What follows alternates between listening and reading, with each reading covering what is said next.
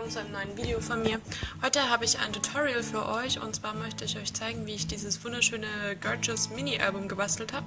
Und zunächst einmal erkläre ich euch, was ihr dazu benötigt.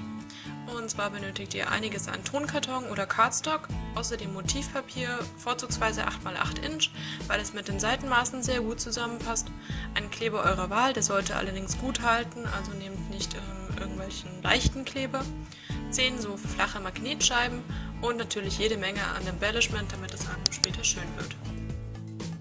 Damit es für euch möglichst einfach ist, habe ich euch mal die Vorlagen aufgemalt und die findet ihr auch unten in der Infobox, die Sachen, dass ihr euch das nochmal in Ruhe genauer anschauen könnt. Insgesamt wird das Album 11 x 18 cm, also am besten schneidet ihr vorher alles zurecht und dann könnt ihr einfach beim Basteln auch schon loslegen.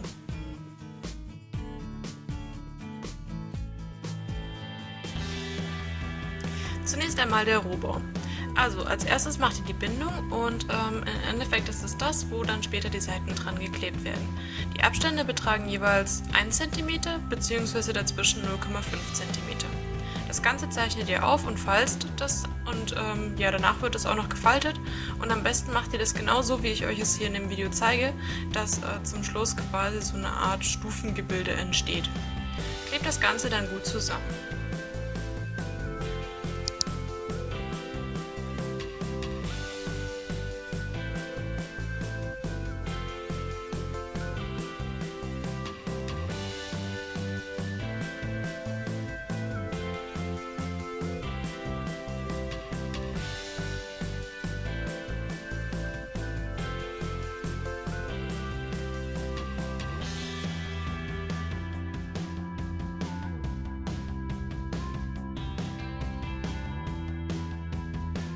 Da wir später zwischen die Seiten große Tagtaschen einbauen, benötigt ihr 8 von diesen Verbindungsstücken, die dann gegen später längs an die Grundseiten befestigt werden.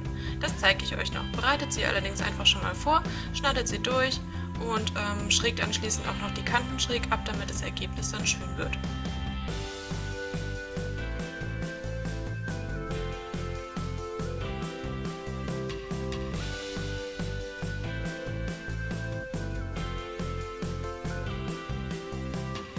Kommen wir auch schon zur ersten Seite.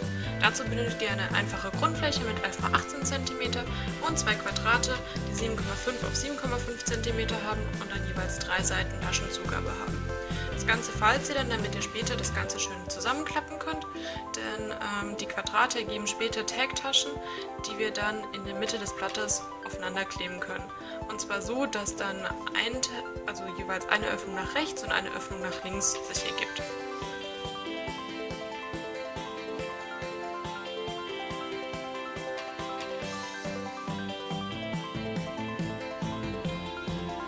Das Ganze dann auf das Papier drauf. Natürlich könntet ihr auch beide Öffnungen nach oben machen, aber ich fand das so am besten.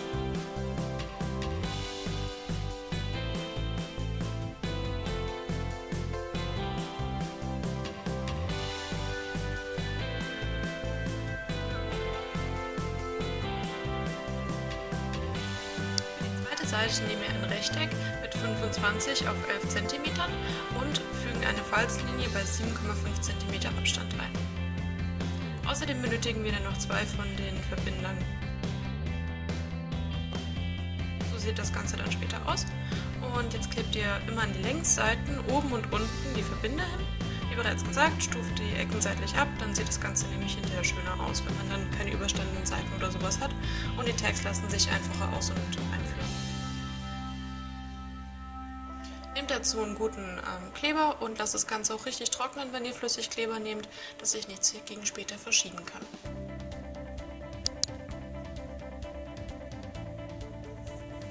Bevor ihr die Seiten zusammenfügt, würde ich an eurer Stelle auf jeden Fall nochmal die kleinen Tag-Fenster vorne draufkleben, denn momentan habt ihr noch eine ebene Unterfläche und dann fällt das Andrücken viel leichter.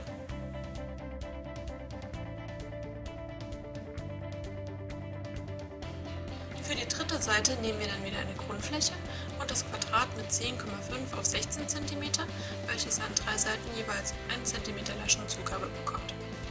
Die falzen wir dann erstmal und dann knicken wir noch die Seiten ab, also schneiden noch die Ecken ab.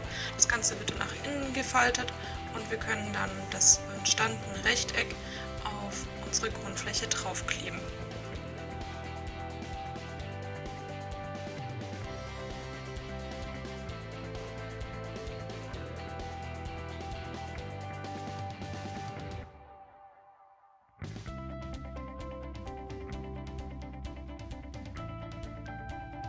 Für die vierte Seite benötigen wir dann das Rechteck mit 18 auf 18,5 cm und wieder so zwei Zwischenrandstücke. Das Ganze falzen wir dann mit Abstand von 7,5 cm, sodass wir wieder eine typische Seitenlänge von 11 cm haben und klappen das Ganze schön hoch. Nun bringen wir dann die Zwischenverbindungsstücke an und kleben es wie gewohnt fest, und zwar diesmal mit der dritten Seite, die wir gerade eben bearbeitet haben.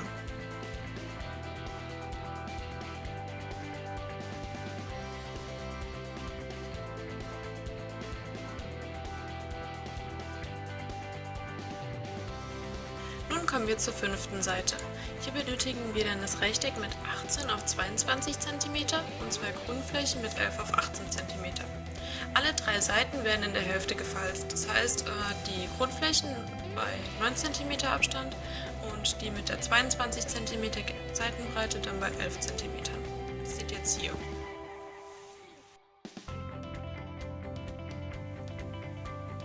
So, nun sind die kleineren Rechtecke dran. Die werden dann nämlich gegen später auf eine der Grundflächen draufgeklebt. Moment, ich zeige euch mal ganz kurz. Genau hier. Und zwar lassen die sich dann nämlich jeweils seitenverkehrt nach innen öffnen. Und um das Ganze dann durchzuführen, habe ich die erstmal hingelegt und dann quasi an der inneren Falzlinie dann mit Bleistift mir eine Markierung gezogen. Es kann nämlich sein, dass sich das um ein paar Zentimeter verschiebt und das fällt dann später ziemlich arg auf.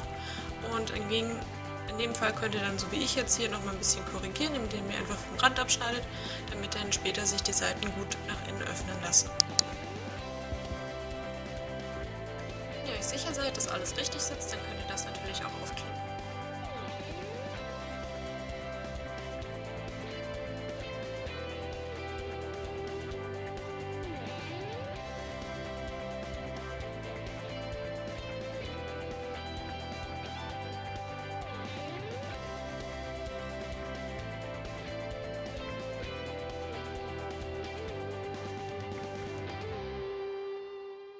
Für die sechste Seite benutzen wir das andere Rechteck mit 22 auf 18 cm. Dieses jedoch falzen wir später zweimal. Außerdem benötigen wir noch zwei Verbindungsstücke. Die Falzlinien bringen wir dann einmal bei 11 cm Entfernung ein und auf der anderen Seite bei 19 cm. Das Ganze falten wir dann gegen später so ein bisschen wie eine Ziehharmonika und das könnt ihr dann jetzt auch gleich gut sehen.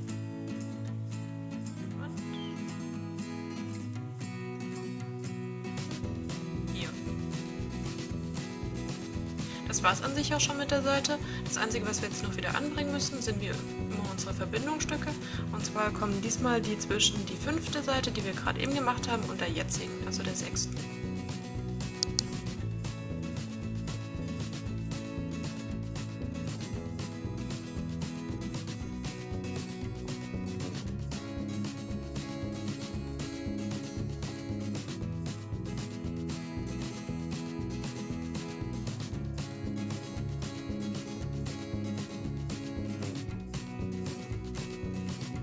Für die siebte Seite nehmen wir eine Grundfläche und wir brauchen aber auf der anderen Seite das Rechteck mit 9 x 7,5 cm, welches an drei Seiten wieder 1 cm Laschenzugabe hat, und dann noch auf der anderen Seite das Rechteck mit 3,5 auf 7,5 cm, welches an einer Seite 1 cm Laschenzugabe hat. Das Ganze wird dann wieder gefalzt und entsprechend natürlich auch gefaltet. Ich habe meine Tasche rechts unten an der Ecke angebracht, weil ich das dort am schönsten finde. Ihr könnt sie natürlich auch woanders hinsetzen.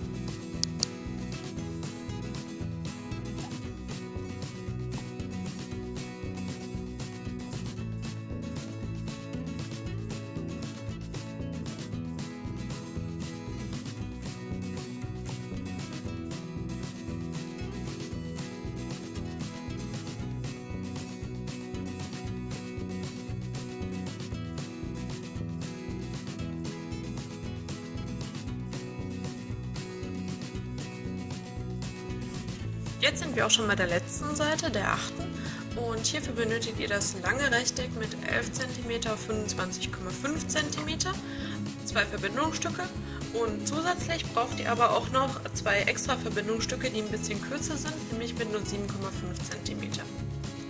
Das lange Rechteck wird dann bei 18 cm gefalzt. Da wir hier eine Art Fach kreieren wollen, benutze ich die Verbindungsstücke, die kurzen, jeweils oben und unten und klebe das Ganze dann zusammen, sodass sich eine Lasche bzw. eine Tasche bildet. Nun kommen die langen Verbindungsstücke wie immer an die lange Seite und wir kleben das Ganze dann jetzt mit der vorherigen Seite, also mit der 7. Seite zusammen und dann sind wir auch schon im Rohbau fertig und können mit der Gestaltung loslegen.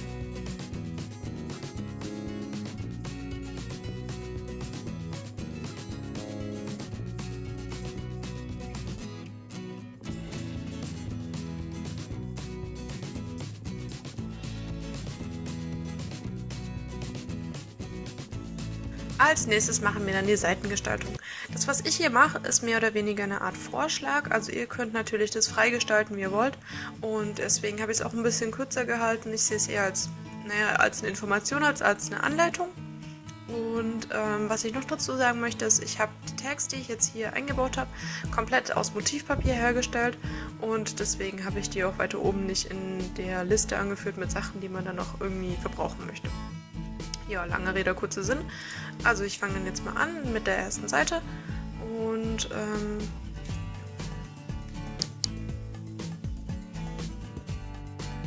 für die Tags auf dieser Seite habe ich dann jeweils Quadrate ausgeschnitten, die 7 cm Seitenlänge hatten und mir eben dafür schönes Motivpapier ausgesucht und es dann an den Rändern befestigt. Leider hat Movie Maker die entsprechende Videodatei zerstört, deswegen kann ich euch das nicht mehr en Details zeigen, aber ich glaube, ihr könnt euch selbst vorstellen, wie ich das genau durchgeführt habe. Da ich die folgenden Seiten zusammengestaltet habe, werde ich euch das auch zusammen beschreiben und für die Seiten 2 und 3 benötigt ihr dann jeweils 2 Motivpapierausschnitte mit 10 cm auf 15,5 cm, die dann rückseitig zusammenklebt und außerdem habe ich noch eine Musterklammer verwendet und mit Hilfe dieser einen Seitenöffnungsmechanismus hergestellt, den ihr hier dann gleich erkennen könnt. Mit Hilfe der Musterklammer habe ich nämlich so ein kleines Embellishment-Teilchen befestigt und dazu habe ich das durch ein kleines ausgestandetes Loch hindurch gesteckt, mir anschließend dem Embellishment dorthin positioniert, wo ich ihn gerne hätte und die entsprechende Stelle markiert. Mit Hilfe von der Schere habe ich das Loch dann erweitert, sodass ich dann dieses kleine Stückchen Deko direkt an meinem Hintergrundmotivpapier befestigen konnte. Das Ganze lässt sich jetzt nun gut verschließen und wieder öffnen.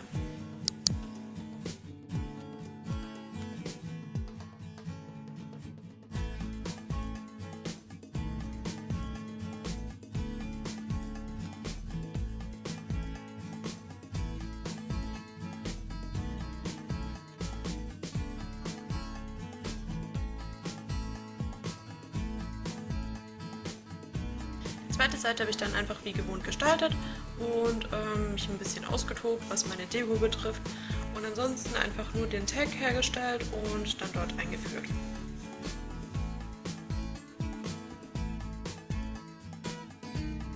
Für die Seiten 5 und 6 benötigt ihr insgesamt 6 Magnete und ich habe dann noch relativ viele von diesen kleinen, hübschen, niedlichen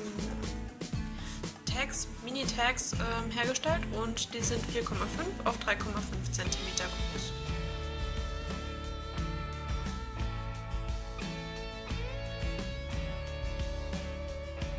Zunächst mal habe ich mir mein Motivpapier ausgesucht und schon mal angefangen ein bisschen vorzugestalten und das solltet ihr auch tun. Wichtig ist jedoch, dass ihr nicht vergesst, dass ihr später noch die Magnete an.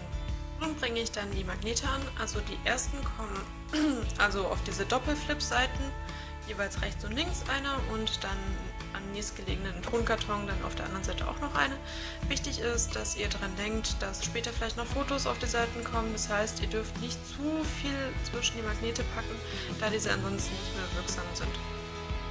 Und erst wenn ihr die Magnete hingeklebt habt, dann das Motivpapier anbringen, ansonsten wird es nachher ein bisschen friemelig, das Ganze wieder nachträglich anzubringen, sodass es nicht allzu arg auffällt.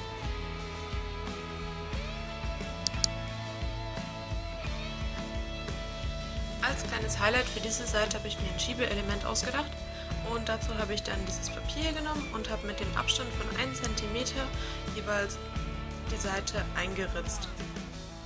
Da kann ich dann gegen später meine anderen Papiere reinschieben. Damit das Ganze dann gut hält, habe ich es mit Foam Tape quasi fixiert. Und zwar so, dass sich quasi wie Taschen bilden, die auch noch parallel ein bisschen erhöht sind. Damit der Spalt dazwischen nicht so blöd aussieht, habe ich dann noch ein anderes Motivpapier ausgeschnitten und drunter geklebt.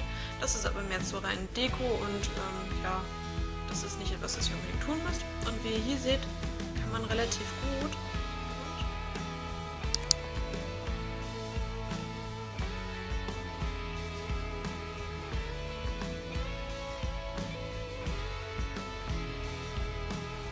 wie ihr hier seht, kann man relativ gut noch Sachen reinstecken. Nun ist es soweit, dass ihr auch hier auf der Seite die Magnete anbringen könnt und letztendlich eure Deko.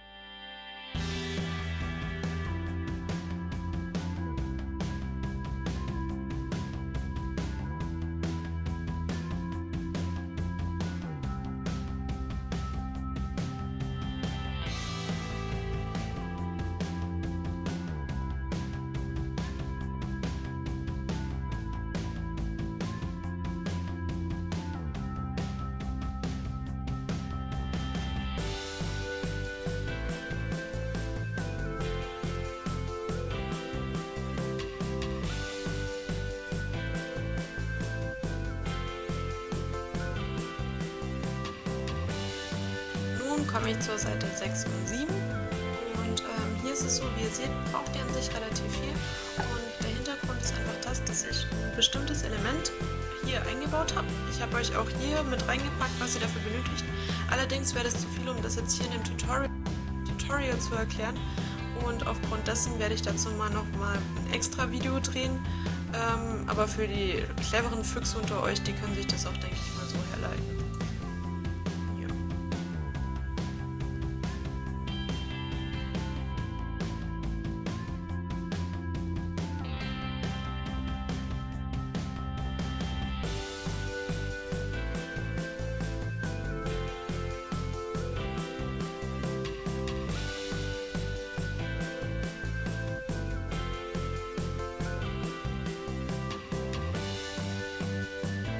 Zweite Magnete habe ich auch hier schon verbaut.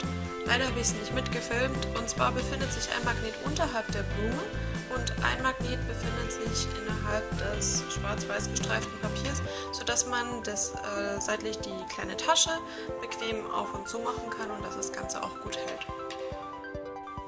Den anderen Magnet werde ich gegenüber innerhalb dieses Kreises hier mit verwenden.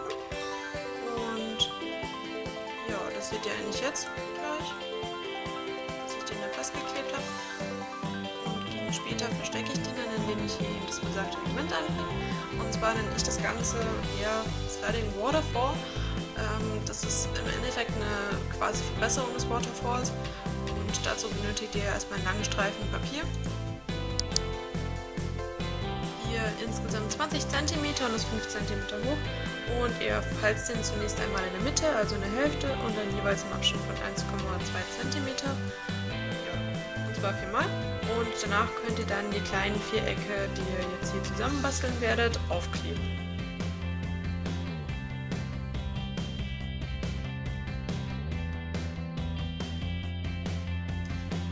Wie bereits gesagt, für die es interessiert, ich werde auf jeden Fall, ich denke mal so in spätestens 2 Wochen, das Ganze nochmal als Tutorial rausbringen und euch dann nochmal zeigen und später natürlich dann noch dementsprechend die Infobox packen.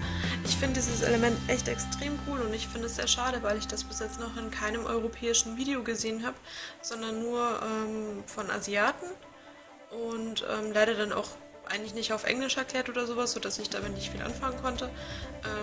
Aber es ist auf jeden Fall eine sehr coole Sache. Das Ganze müsst ihr im Endeffekt jetzt hier noch auf die Seite anbringen.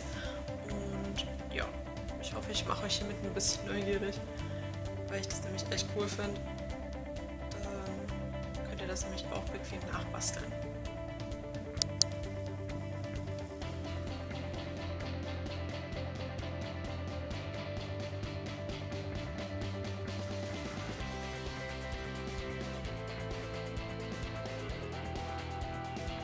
kommen wir auch schon zur letzten Seite. Die ist sehr simpel. Hier machen wir einfach nur Tags, die 10 cm auf 15 cm groß sind und die man später dann in die Taschen hineinstecken kann.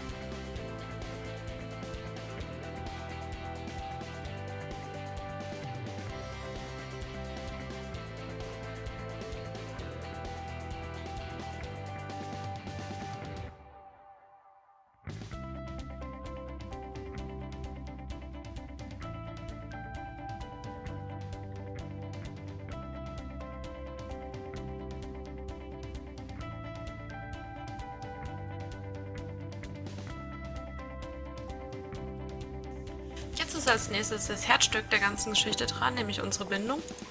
Und dazu habt ihr das Ganze am Anfang schon mal vorgebastelt und jetzt wird das Ganze festgeklebt. Also ihr nehmt quasi dieses Bindungsstück und fangt auf jeden Fall an, mit der zweiten Doppelseite an zu kleben.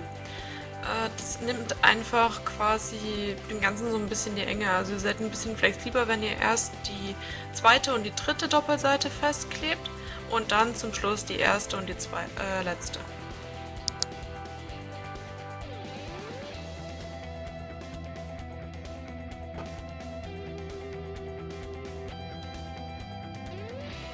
Ganz wichtig, klebt gründlich, klebt ausreichend und wenn ihr so wie ich macht mit Flüssigkleber, lasst das Ganze zwischendrin trocknen. Ich benutze hier wahnsinnig gern Flüssigkleber, weil man dann das Ganze dann noch schön ausrichten kann.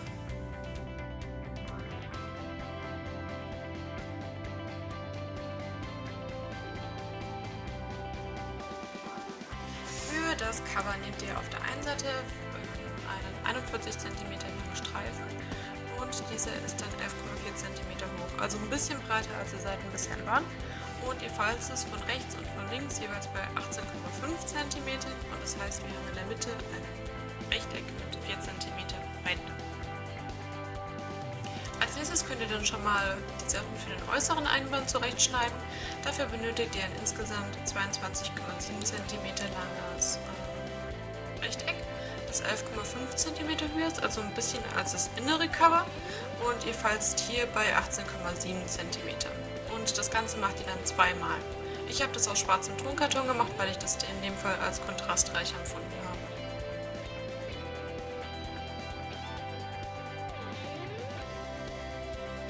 Als nächstes habe ich dann das innere Cover schon mal dekoriert, da es jetzt noch schön plan aufliegt und das Ganze bequem und gut zu machen ist.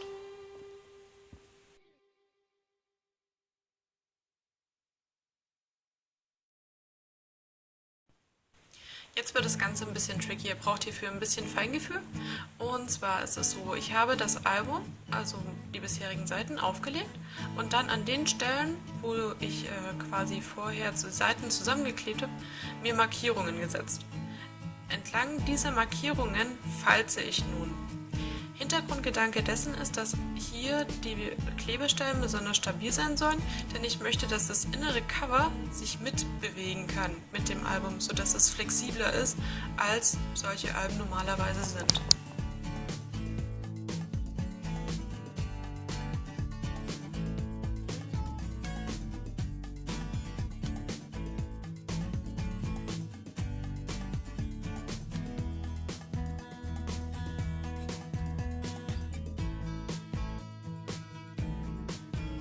Als nächstes ist dann das äußere Cover dran.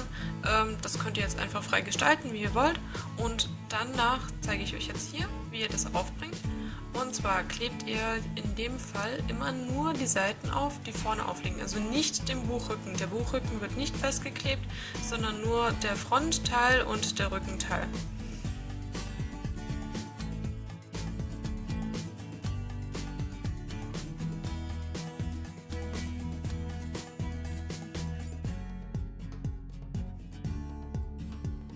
Als nächstes benötigt ihr einen Stift zur Hilfe. Und zwar ist es so, dass der hintere Buchrücken ein bisschen gewellt sein soll und dazu habe ich den zunächst einmal mit dem Stift auch dementsprechend ein bisschen aufgerollt, ein bisschen gebogen und bearbeitet und danach die Seiten, die den Buchrücken bilden, also diese zwei 4 cm breiten Streifen, ordentlich miteinander verklebt. Um auch hier Druck aufzubringen, habe ich dann auch wieder den Bleistift benutzt und quasi so lange das Ganze fixiert und immer wieder festgedrückt, bis der Kleber auch wirklich getrocknet war.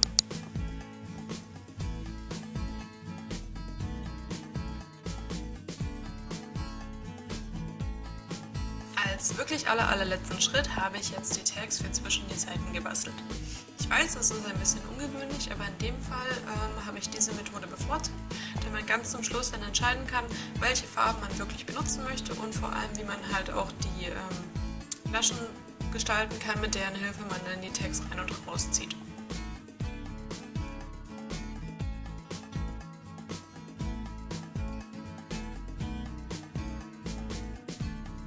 Die Tags für zwischen die Seiten sind 10 auf 17,5 cm breit.